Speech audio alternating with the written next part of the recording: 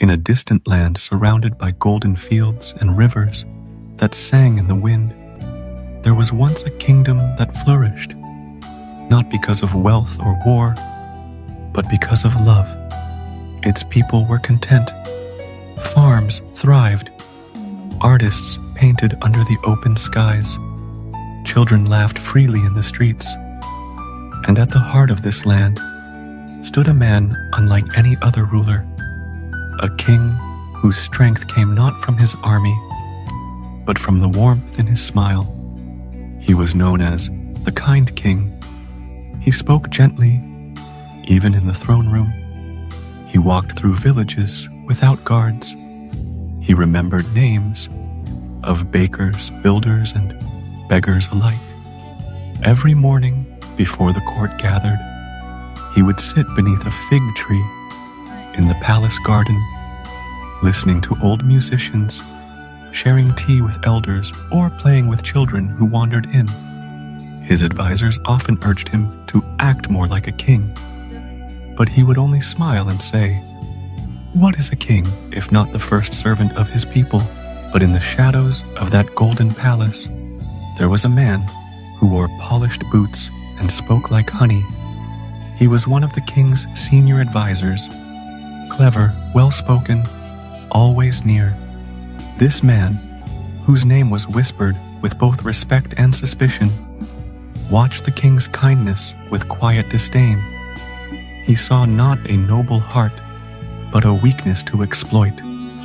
He would whisper late at night in the king's chambers, "Sire, mercy is admired, but fear commands loyalty. Too much closeness with the commoners, and they will forget you wear a crown. People do not follow love, Your Majesty. They follow power." The king would furrow his brow, troubled. He trusted this man. After all, he had been with him for years. But the words planted seeds of doubt. He began to question whether kindness was enough. Was his gentleness being mistaken for frailty? One morning, he ordered the guards to accompany him to the village. Another day, he declined to meet the farmers gathered at the palace gates. Each small decision, seemingly harmless, pulled him further from the people who once saw him as their own. Seasons passed. The palace gates became less welcoming. The fig tree where children once played stood quiet.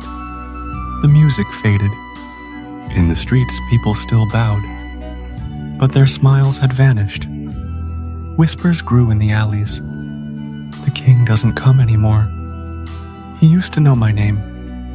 I wonder what changed." Behind thick velvet curtains, the crooked advisor smiled. He now held more scrolls to sign than the ministers. He met foreign envoys before the king did. He took land in the king's name. He silenced those who questioned his motives. The kind king sat on his throne, not unkind, but confused, distant. He looked around and saw only officials, none of whom told him the truth. He often stared out the window, watching the fig tree, now covered in dust. He felt something was missing, but he didn't know what. Then came a knock no one expected. An old woman, dressed in layers of patched cloth, stood at the palace gate.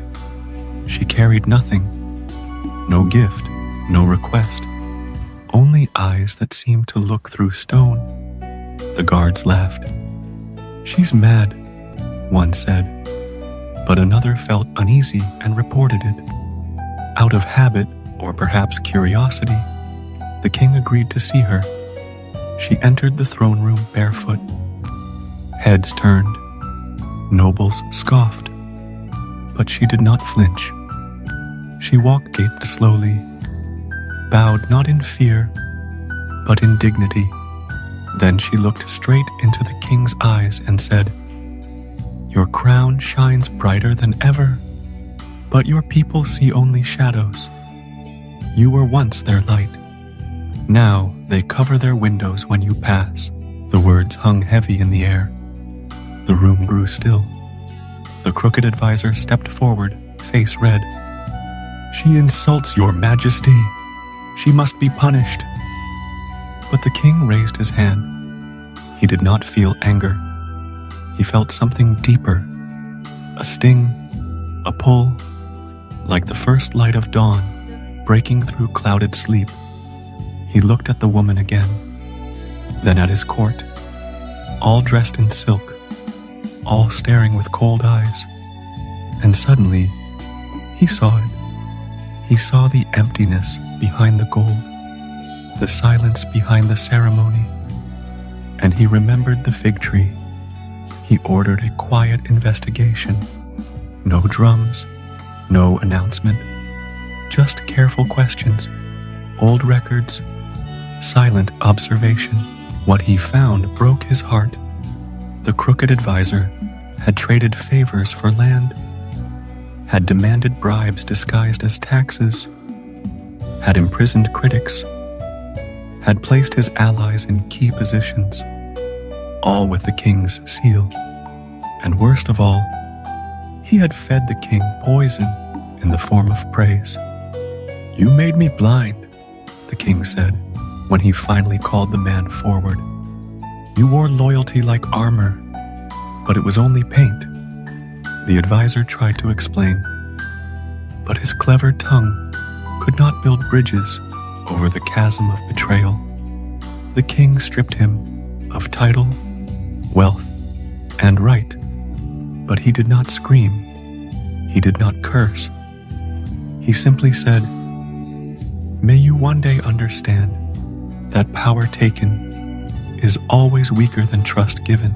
The next morning, the palace gates opened without ceremony. The king, now dressed in plain robes, walked alone to the village. At first, no one approached. Eyes peeked from windows. Children hid behind legs. But then, he helped an old man lift a cart from the mud. He bought bread and shared it at the well. He listened to a widow's story without interruption. The people watched, and little by little, they stepped forward. They brought him tea. They asked about the fig tree.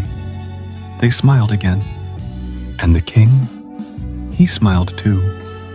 Not the smile of royalty, but the smile of return.